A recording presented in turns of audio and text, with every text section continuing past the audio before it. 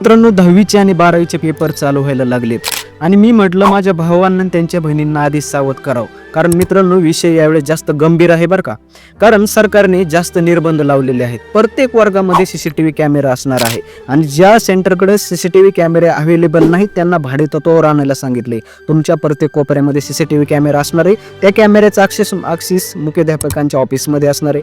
नंतर पुन्हा बोर्डाकडे असणार आहे, मंत्रालयात असणार आहे. जर कुठली बी आगळी वेगळी हालचाल झाली तर लगेच तिथं रेकॉर्ड होऊ शकते आणि त्यांना सांगण्यात आलं की 30 दिवसापर्यंत ती रेकॉर्डिंग सेफ ठेवायची आहे. समजा जर एखादं सेंटर वादाच्या भोवऱ्यामध्ये आलं की असं समजलं की तिथे काही कॉपीचा गैरप्रकार घडलाय आणि ती जर कंप्लेंट गव्हर्नमेंटकडे गेली, बोर्डाकडे गेली, तर तुमचे त्या सेंटरकडे लगेच 30 दिवसाचे रेकॉर्डिंग मागवण्यात येणार आहे. आणि जर समजा ती रेकॉर्डिंग त्यांच्याकडून डिलीट केली त्यांनी किंवा डिलीट झाली किंवा तिथे कॅमेरे नसतील तर लगेच त्या सेंटरची मान्यता रद्द होणार आहे.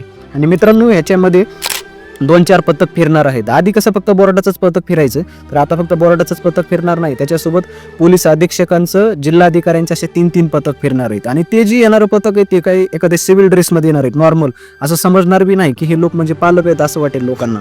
आणि त्यांच्यासोबत एक CCTV कॅमेरा पण असणार आहे. डायरेक्ट ते वर्गात येतील, त्यांच्यासोबत एक व्हिडिओग्राफर असणार.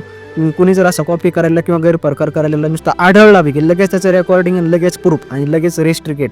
3 वर्ष मित्रांनो, तुम्ही 3 ते 5 वर्ष तुम्ही करिअरमध्ये मागे जाऊ शकतात, रेस्ट्रिक्ट होऊ शकतात.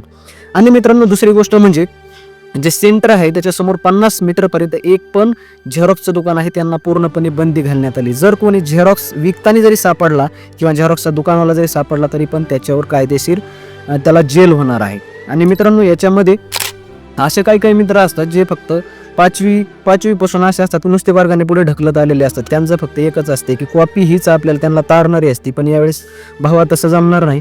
ज्या अभ्यास केले त्यांच्यासाठी काय घाबरण्याचं कारण नाही, पण ज्या भाऊने अभ्यास केला नाही ना त्यांनी पास होण्यापुरते मार्क घ्या, रात्र जागा, पण कॉपी काय करू नका भावांनो. यावेळेस तुमचा बरोबर कार्यक्रम लागू शकतो.